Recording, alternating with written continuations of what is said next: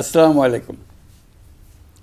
উপস্থিত ছাত্রছাত্রী, তরুণ তরুণী, নারী ও পুরুষ সকল নাগরিককে আমার সালাম ও শুভেচ্ছা জানাচ্ছি।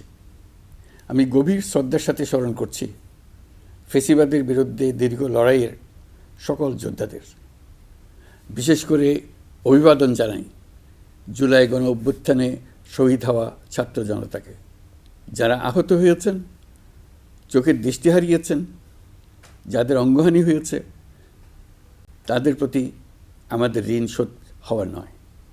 নতুন বাংলাদেশ গঠনে তাদের প্রেরণা ও অবদান জাতি কখনো ভুলতে পারবে না।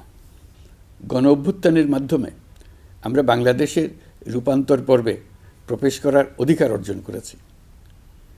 এই রূপান্তর দ্রুত সফলভাবে কার্যকর করার জন্য আমাদেরকে সকল শক্তি নিয়োজিত করার জন্য প্রতিজ্ঞাবদ্ধ থাকতে হবে। পেছনে ফেরার কোনো সুযোগ আমাদের নেই।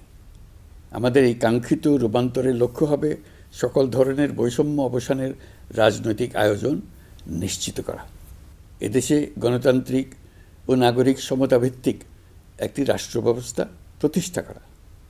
ন্যায়ভিত্তিক সমাজ নির্মাণ ছাড়া জুলাইয়ের শহীদদের আত্মদান অর্থবহ হতে পারে না। ফেসিবাদ বাংলাদেশকে আদর্শভিত্তিক সকল রকমের লক্ষ্য থেকে বিচ্যুত করে গভীর অন্ধকারের দিকে আমাদেরকে নিয়ে গিয়েছিল। আমরা আবার প্রিয় বাংলাদেশকে সাম্য, মানবিক মর্যাদা ও ন্যায় বিচারের পথে ফেরাবার লক্ষ্যে কাজ করছি। ফোরাম ফর বাংলাদেশ স্টাডিজের পক্ষ থেকে আপনাদের এই জাতীয় সংলাপ আমাদেরকে আমাদের নতুন কক্ষপথ রচনা এবং তার যথাযথ স্থাপনে বিশেষভাবে সাহায্য করবে। আমি ফোরাম ফর বাংলাদেশ স্টাডিজকে অশেষ ধন্যবাদ জানাচ্ছি এই আয়োজনের জন্য এবং আমাকে আমন্ত্রণ করার জন্য, দুটি কথা বলার সুযোগ দেওয়ার জন্য। আপনারা এই সংলাপে তিনটি বিষয়কে বিশেষভাবে গুরুত্ব দিয়েছেন: ঐক্য, সংস্কার ও নির্বাচন। সংস্কার বিষয়ে আমাদের মধ্যে ঐকমত্য প্রয়োজন, এর কোনো বিকল্প নাই। এই তিন লক্ষ্যের কোনোটিকে ছাড়া কোনোটি সফল হতে পারবে না। ঐক্যবিহীন সংস্কার কিংবা সংস্কারবিহীন নির্বাচন বাংলাদেশকে এগিয়ে নিতে পারবে না। পাশাপাশি আমরা ভুলতে পারি না যে আমাদের ছাত্র জনতা অটুট সাহসে শিশু হত্যাকারী ও পৈশাচিক ঘাতকদের মোকাবেলা করেছে। মানবতার বিরুদ্ধে এমন নিষ্ঠুরতাকে অবশ্যই বিচারের মুখোমুখি করতে হবে। গুম খুন থেকে জুলাই গণহত্যার বিচারের চ্যালেঞ্জের বিষয়টি আপনারা আপনাদের সংলাপের অন্তর্ভুক্ত করেছেন, এতে আমি আশ্বস্ত হয়েছি। সুধীবৃন্দ, জুলাই গণ অভ্যুত্থান কেবল বাংলাদেশকে মুক্তই করেনি, আমাদের স্বপ্নকেও তুমুল সাহসী করে তুলেছে। বাকহীন বাংলাদেশ জোরালো কণ্ঠে আবার কথা বলার শক্তি ফিরে পেয়েছে। এই দৃঢ়কণ্ঠ আবার ঐক্য গঠনে সোচ্চার হয়েছে। ঐক্য আমাদের মূল শক্তি। জুলাই অভ্যুত্থান আমাদেরকে ঐতিহাসিক মাত্রায় বলীয়ান করেছে। গত 5 মাসে এই ঐক্য আরও শক্তিশালী হয়েছে। গণ অভ্যুত্থানের বিরুদ্ধ শক্তি আমাদের মধ্যে ভাঙন সৃষ্টি করার ক্রমাগত প্রয়াস চালাতে থাকায় আমাদের ঐক্য আরও মজবুত হচ্ছে। এই ঐক্যের জোরেই এখন আমরা অসাধ্য সাধন করতে পারি। এখনই আমাদের সর্বোচ্চ সুযোগ। এমন অর্থনীতি গড়ে তুলতে হবে যেটা সকল নাগরিকের জন্য সম্পদের ও সুযোগের বৈষম্যহীনতার নিশ্চয়তা প্রদান করবে। যত নিম্ন আয়ের পরিবারই জন্মগ্রহণ করুক না কেন, প্রতিটি নাগরিকের, তিনি নারী হোক আর পুরুষই হোক, তিনি যেন বিনা বাধায় তো বটেই, বরং রাষ্ট্রের আয়োজনে তার সৃজনশীলতা প্রকাশ করে যে কোনো পর্যায়ের উদ্যোক্তা হতে পারেন, অথবা তিনি যে কোনো ধরনের কর্মজীবন চান তাই বেছে নিতে পারবেন। এমন রাজনৈতিক ও রাষ্ট্রীয় পরিবেশ থাকবে যেখানে সংখ্যালঘু সংখ্যাগুরু এই পরিচিতি অবান্তর হয়ে পড়বে। সবার একটিই পরিচয়, আমি বাংলাদেশের নাগরিক এবং রাষ্ট্র আমাকে আমার সকল অধিকার প্রদান করতে বাধ্য। রাষ্ট্রের কাছে এবং অন্য নাগরিকের কাছে আমার অন্য কোনো পরিচয় দেবার প্রয়োজন হবে না, যেখানে ব্যক্তিবন্দনার কোনো সুযোগ থাকবে না। দেশের ভেতরে বা বাইরে প্রভুভৃত্যের কোনো সম্পর্কের সুযোগ থাকবে না। আমরা বাংলাদেশের নাগরিক হবার সুবাদে হব বিশ্ব নাগরিক। দেশের মঙ্গল সাধন করা যেমন হবে আমাদের নাগরিক দায়িত্ব, তেমনি বিশ্বের মঙ্গল সাধন করাও আমাদের কর্তব্য। এই দায়িত্ব আমরা সমানভাবে পালন করব। আমাদের তরুণ তরুণীরা দ্রুত এই দুই দায়িত্ব সমানভাবে পালন করার জন্য প্রস্তুতি নেবে। প্রিয় সহনাগরিকবৃন্দ,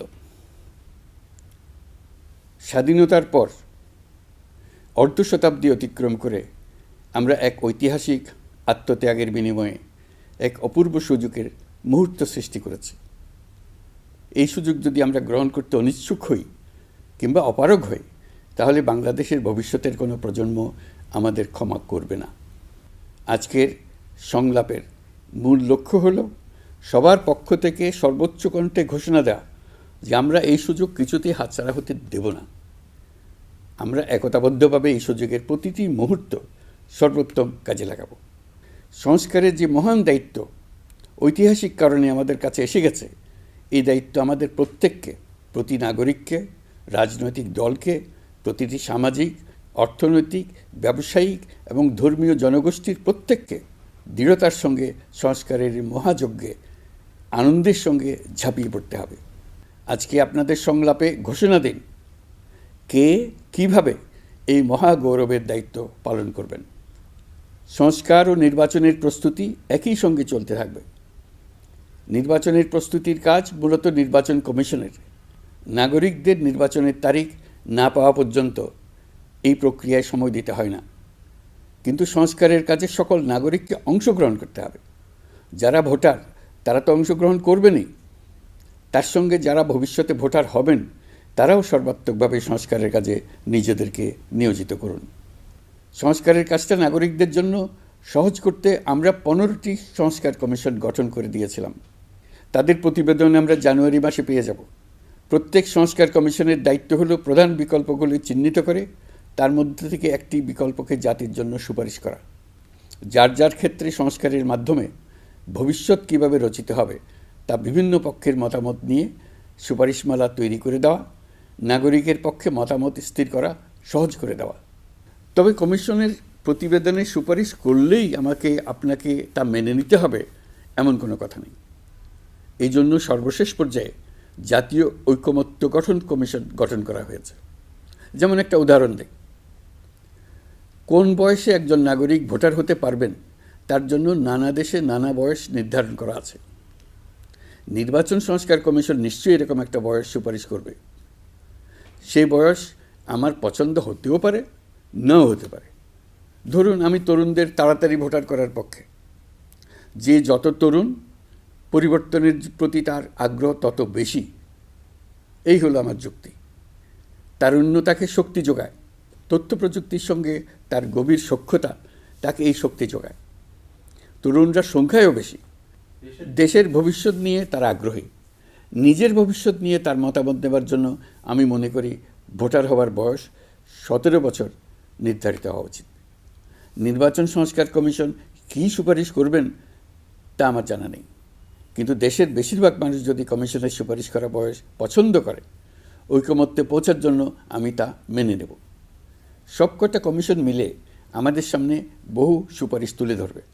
আমরা এখন এমন পর্যায়ে পৌঁছেছি যে যাই মতামত হোক না কেন, আমরা দ্রুত একটা ঐকমত্য প্রতিষ্ঠিত করে সংস্কারের কাজগুলো করে ফেলতে চাই।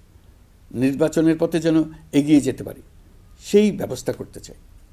আপনাদের আজকের সংলাপ জাতির সামনে সকলের কাছে গ্রহণযোগ্য এমন একটি প্রক্রিয়া তুলে ধরে আমাদের এই দায়িত্বকে সহজ এবং গতিময় করে দেবে আশা করছি। সংলাপের এই প্রক্রিয়া অব্যাহত রাখার জন্য আপনাদেরকে আহ্বান জানাচ্ছি। এই উদ্যোগের জন্য ফোরাম ফর বাংলাদেশ স্টাডিজকে অশেষ ধন্যবাদ জানিয়ে আমার বক্তব্য শেষ করছি। আসসালামু আলাইকুম। আল্লাহ হাফিজ।